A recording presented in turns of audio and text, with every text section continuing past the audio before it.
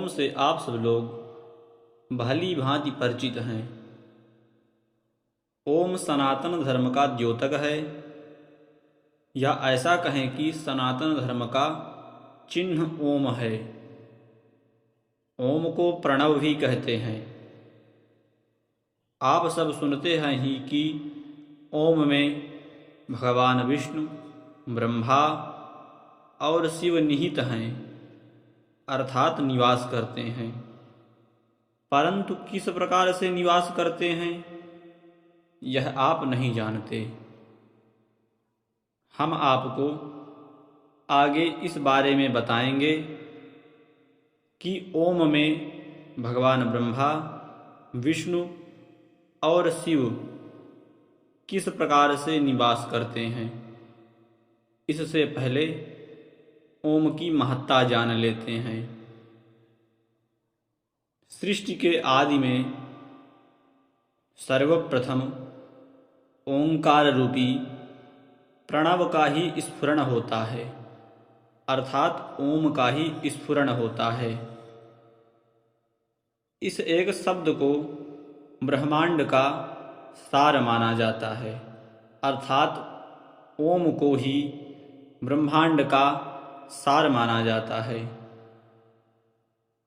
और हमारे जीवन का पूरा सत्य भी इसी पर आधारित है, अर्थात ओम के अंदर ही निहित है। कोई भी प्राणी जब जन्म लेता है तो उसे एक आकार मिलता है, अर्थात एक ढांचा मिलता है, जो ओम शब्द का पहला अक्षर आ है, अर्थात आकार। फिर उसे अपना जीवन दूसरों के उपकार के लिए लगाना चाहिए। जो ओम में आ के ऊपर लगी मात्रा ओ है, वह यह बात दर्शाती है कि हमको अपना जीवन दूसरों के उपकार के लिए ही लगाना चाहिए।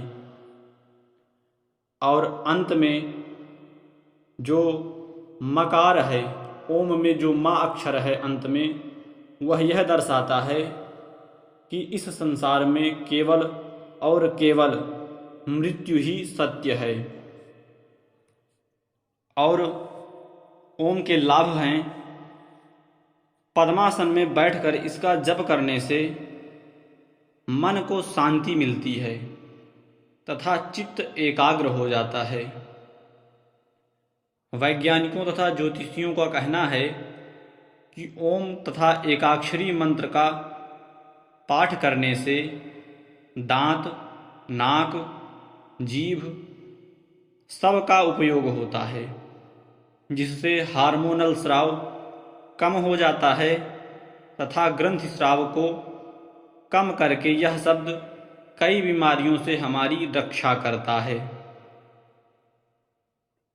अब आपको बताते हैं कि किस प्रकार से इस ओम में त्रिदेव निवास करते हैं, अर्थात ब्रह्मा, विष्णु और भगवान शिव किस प्रकार से ओम में निवास करते हैं यह बताते हैं आपको।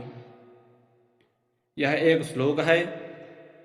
अकारः कथितो ब्रह्मा उकारो विष्णुरुच्यते मकारश्च स्मृतो रुद्रस् त्रयश्चैते गुणाः स्मृताः अर्धमात्रा चया मूर्ध्नि परमः स सदा शिवः।